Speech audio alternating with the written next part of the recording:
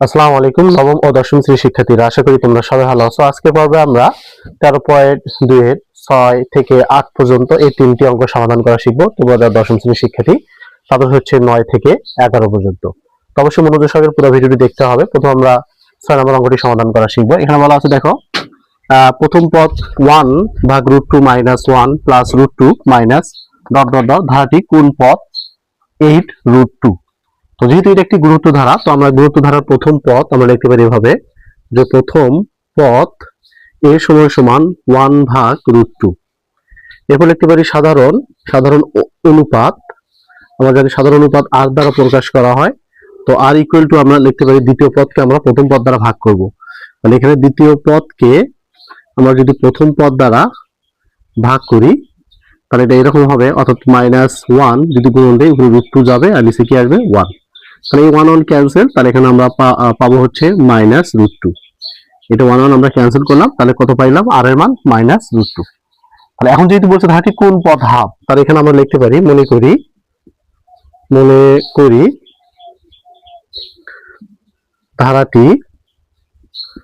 ধারাটি n তম পদ 8√2 সমান 8√2। তো এটা আমরা ধরে নিলাম। তারপর ধারাটি n তম পদের সূত্র আমরা জানি যে গুরুত্ব ধারা n তম পদের সূত্র হচ্ছে ar⁴n - 1 ইকুয়াল 8√2। তো এখানে আমরা লিখতে পারি, বা আমাদের এর মানটা বসাই। তো এখানে এর মান আছে কত? 1 ভাগ √2, এবার গুণন আর এর মান আমরা বসাবো -√2। এরপর এখানে আমার পাওয়ার হচ্ছে n - 1 ইকুয়াল 8√2। তাহলে এখানে দেখো 1 ভাগ √2 এখানে কি অবস্থা আছে? এখানে গুণ অবস্থা, উপাশে গেলে কি হবে? ভাগ হয়ে যায়। তো আমরা এভাবে লিখতে পারি -√2 পাওয়ার n - 1 ইকুয়াল, এখানে লিখতে পারি 8√2 ভাগ 1 ভাগ √2। ঠিক আছে? তাহলে কি হলো? ওখানে গুণন থাকবে, বসে যা আমরা কি করবো, এটাকে ভাগ করে দিলাম। তো এখানে লিখতে পারি বা, তো -√2 এবার পাওয়ার হচ্ছে n - 1 ইকুয়াল, এখানে আছে 8√2, যদি আমরা গুণন দেই √2টা উপরে চলে যাবে, 1টা নিচে চলে আসবে। ঠিক আছে? ইকুয়াল, তো এখানে আমরা যদি এখানে √2 গুণ করি তাহলে 2 হবে। তাহলে এখানে আমরা লিখতে পারি -√2 এরপর পাওয়ার n - 1 ইকুয়াল, √2 তুমি গুণ করতে পারো, তাহলে আসবে কত? 2। তাহলে এখানে লিখতে পারি 8 × 2। তারপর লিখতে পারি বা, দেখো, তাহলে এখানে -√2 এরপর পাওয়ার আছে n - 1 ইকুয়াল, তাহলে এখানে আদ্যগুণ কত হচ্ছে? 16। তো এখানে আমরা 16 লিখতে পারি। বা এখানে লিখতে পারি -√2 এরপর আমরা পাওয়ার দিতে পারি n - 1। আমরা এই 16টাকে বেস ধরবো হচ্ছে -√2। তাহলে এখানে আমরা যদি -√2 পাওয়ার 8 দেই তাহলে হবে 16। কারণ তুমি 8টা -√2 তুমি গুণন করতে পারো, দেখবা 16 আসবে। তাহলে উভয় পাশে -√2 যদি ক্যান্সেল হয়ে যায়, বেস ক্যান্সেল, তাহলে আমরা বলতে পারি n - 1 ইকুয়াল টু 8। তাহলে n ইকুয়াল টু হচ্ছে 8, 1টা বসে দিয়ে কি হলো? প্লাস। তাহলে আমরা মান পাইলাম, n এর মান হচ্ছে 9। তাহলে অতএব ধারাটি 9তম পদ ইকুয়াল 8√2। তো এটা হচ্ছে আমাদের এই প্রশ্নের সঠিক অ্যান্সার। তো আশা করি বুঝতে পারছো, খুব ইজিলি অঙ্ক। এখন আমরা 7 নম্বর যে অঙ্কটি আছে সেটা সমাধান করব। 7 নম্বর অঙ্কে বলা আছে 5 + x + y + 135 গুরুত্ব ধারার অন্তর্ভুক্ত হলে x y এর মান নির্ণয় করে। এই অঙ্কটি দেখবা ম্যাক্সিমাম পরীক্ষায় অঙ্কটি এসে থাকে, খুবই গুরুত্বপূর্ণ এই অঙ্কটি। অবশ্যই তোমরা একটা জায়গায় রাখবা, অবশ্যই মনোযোগ দিতে হবে। তো এখানে আমাদের x y এর মানটা বের করতে হবে, অর্থাৎ দ্বিতীয় এবং তৃতীয় পদটা বের করতে হবে।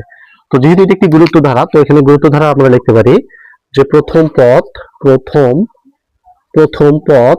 তো আমরা লিখতে পারি a = 5। এখানে দেওয়া আছে দ্বিতীয় পদ সমান আমরা x লিখতে পারি। এরপর আছে তৃতীয় পদ হচ্ছে y। এরপর 1 2 3 এর চতুর্থ পদ, তবে লিখতে পারি চতুর্থ পদ আছে এখানে 135। তো এটা আমরা ফার্স্ট টাইমে লিখবো।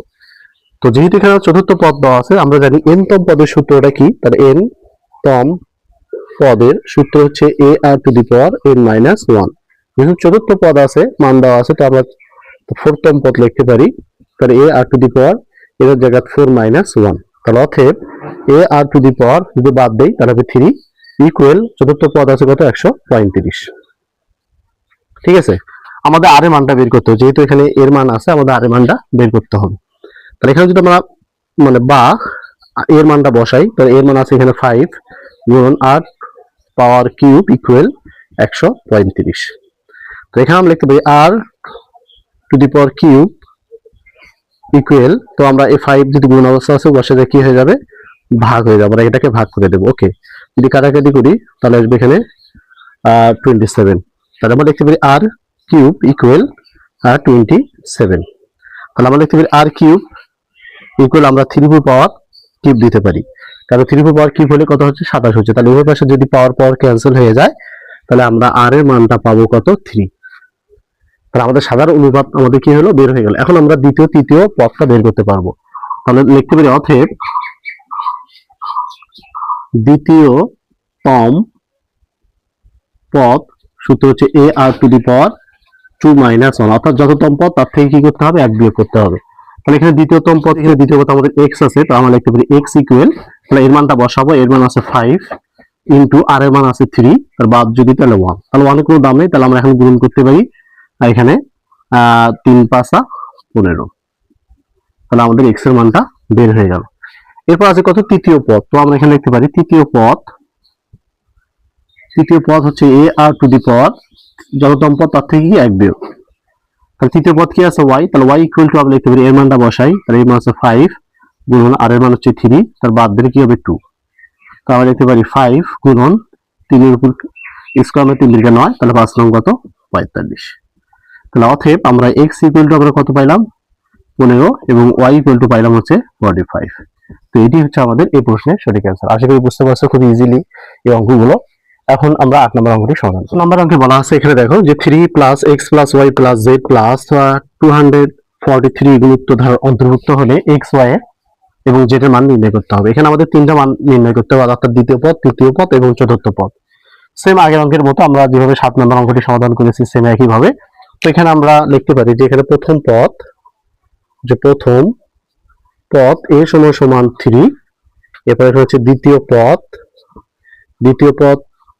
সমান আছে x, এরপর আছে তৃতীয় পদ সমান হচ্ছে y, এরপর লিখবো চতুর্থ পদ আছে হচ্ছে z, এরপর কি পঞ্চম পদ, তাহলে পঞ্চম পদ আছে হচ্ছে এখানে 243। তাহলে আমরা জানি n তম পদের সূত্র কি, তাহলে n তম পদ সমান a r to the power n - 1, অর্থাৎ গুণিত ধারার n তম পদের সূত্র হচ্ছে a r to the power n - 1। যেহেতু এখানে আমাদের পঞ্চম পদ দেওয়া আছে, তো এখানে লিখতে পারি 5 তম পদ, লিখতে পারি a r টু দি পাওয়ার 5 থেকে কি করবো আমরা 1 বিয়োগ করে দেব, ঠিক আছে। তাহলে 5 থেকে কি করবো, 1 বিয়োগ করবো। তাহলে এখানে লিখতে পারি অতএব, তাহলে বাদ দাও, তাহলে হবে a r টু দি পাওয়ার কত হবে 4। তাহলে এইবার ইকুয়াল টু আমরা লিখতে পারি 243, কারণ এখানে চতুর্থ পদ পঞ্চম পদ কিন্তু মান দেওয়া আছে কত, 243। তাহলে এখন আমাদের পঞ্চম পদের যে ধারাটা হলো, অর্থাৎ n তম পদ হচ্ছে a r টু দি পাওয়ার 4। তাহলে অতএব আমরা লিখতে পারি এখানে a r to the power 4 equal 243। তো আশা করি তোমরা এটা বুঝতে পারছো। তো এখন যদি আমাদের যে কাজটা হচ্ছে, এখানে একটা মানটা বসে দাও, তো এখানে যদি আমি এর মানটা বসাই, তাহলে 3 গুণন r to the power 4 equal 243। তো এখানে লিখতে পারি, বা r টু দি পাওয়ার 4 সমান আমরা লিখতে পারি 243 কে আমরা যদি ভাগ করি 3 দ্বারা, তাহলে এখানে 81 বাদ যাবে, তাহলে r to the power 4 equal to 81, ঠিক আছে, 81। তো r to the power 4 equal, আমরা এখানে 3 × পাওয়ার 4 দিতে পারি, 3 × পাওয়ার 4 দিলে হবে 81। তাহলে ওই পাশে 4 4 ক্যান্সেল, তাহলে আমরা r এর মানটা পাইলাম কত, 3। আমাদের এর মানও 3, r এর মানও 3। এখন আমরা দ্বিতীয় পদ, তৃতীয় এবং চতুর্থ পদ নির্ণয় করতে পারবো। তাহলে এখানে লিখতে পারি আমরা দ্বিতীয়তম পদ a r টু দি পাওয়ার 2 - 1, তার দ্বিতীয় পদ কি আছে এখানে x, তার ইকুয়াল আমরা লিখতে পারি মানটা বসাই 3 × 3 মান হচ্ছে r এর মান হচ্ছে 3, তাহলে আছে 3 3 কত 9, তাহলে এখন বাদ দিলে 1 থাকবে, 1 এর কোনো দাম নেই, ঠিক আছে। এরপর তৃতীয় পদ আমরা লিখতে পারি এখানে a r টু দি পাওয়ার 3 - 1। তো এখানে y ইকুয়াল আমরা লিখতে পারি মানটা বসাই 3 × r এর মান হচ্ছে 3, তারপর বাদ দিলে স্কয়ার, ঠিক আছে, বাদ দিলে কি হবে, স্কয়ার হবে, কারণ তোমরা জানো যে এখানে 3 - 1 তার হবে কি 3 থেকে 1 বাদ দিলে 2। তাহলে এখানে আমরা ক্যালকুলেশন যদি করি, তাহলে 3 × 3 = 9, তাহলে এখানে হচ্ছে 27, অর্থাৎ 27। এরপর আমরা লিখতে পারি চতুর্থ পদ তাহলে এ আর টু দি পাওয়ার 4 মাইনাস 1, তার চতুর্থ পদ কি আছে জেড, তাহলে ইকুয়াল আমরা লিখতে পারি এখানে 3 গুণন আর এর মান হচ্ছে 3, তারপর পাওয়ার কিউব, তাহলে এখানে হবে 3 গুণন তাহলে হচ্ছে 27, তার গুণন করলে হচ্ছে 81, তাহলে আমাদের জেড এর মান পাইলাম কত 81। তাহলে আমরা এক্স এর মান পেলাম হচ্ছে 9, তারপর হচ্ছে ওয়াই এর মান পেলাম হচ্ছে 27, আবার জেড এর মান পাইলাম হচ্ছে 81। তো এটি হচ্ছে আমাদের এক্স ওয়াই জেড এর নির্ণয়ের মান। তো আশা করি বুঝতে পারছো। যদি ভিডিওটা ভালো লাগে অবশ্যই চ্যানেলটাকে সাবস্ক্রাইব করে দিতে হবে, আর যারা ফেসবুক পেজে বা আইডিতে দেখতেছো এটা অবশ্যই শেয়ার করে দিতে হবে, ফলো করে রাখবা। তো আমরা পরবর্তীতে বাকি অঙ্কগুলো সমাধান খুব শীঘ্রই নিয়ে আসবো। তো আজকে এই পর্যন্ত, আল্লাহ হাফেজ।